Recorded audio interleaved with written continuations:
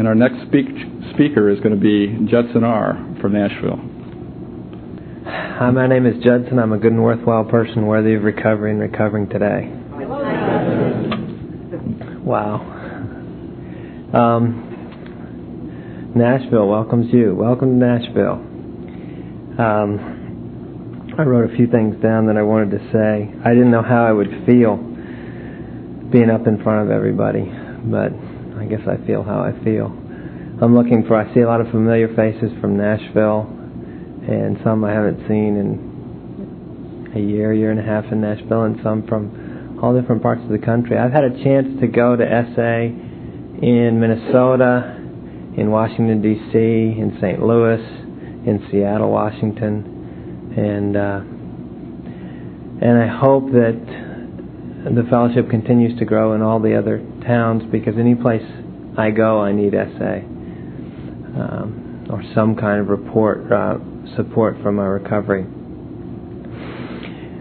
When I came into SA in Nashville, there were, I guess, 3 or 4 people who were at this conference in this room, and I got to tell you, I absolutely hated to be there.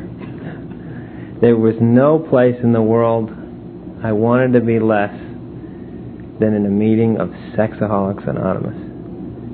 I mean, I couldn't think of anything in the world I would rather not be than a sexaholic. I thought, boy, I wish I would rather be an alcoholic or a drug addict or, an overeater or an epileptic or anything. But I didn't want to be a sex addict. And I was really, really mad,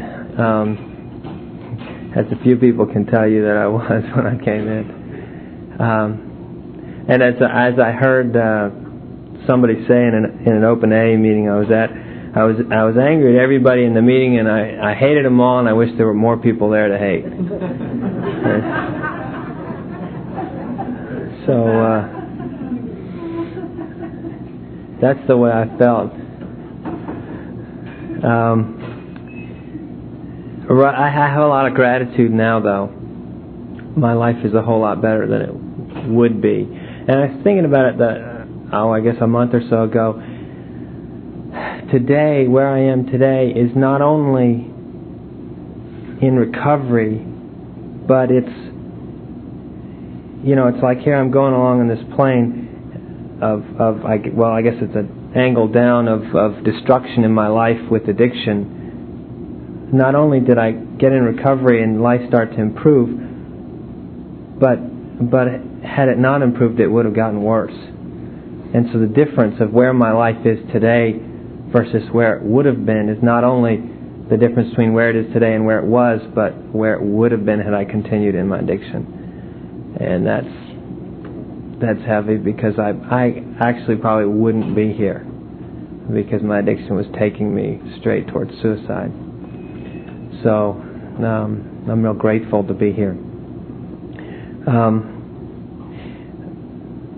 What I've learned through Nashville and SA have been a lot of the things that I thought of were, the normal things of how to avoid buying my gas at Quick Marts. So when I pay the people, there's no magazine racks to have to deal with. How to avoid going down the video aisle in the grocery store so that I don't have to see videos. How to leave the room and get a glass of water when commercials come on in the basketball game. All those things I've learned, things that I wouldn't have thought of learning had I not heard other people talk about it.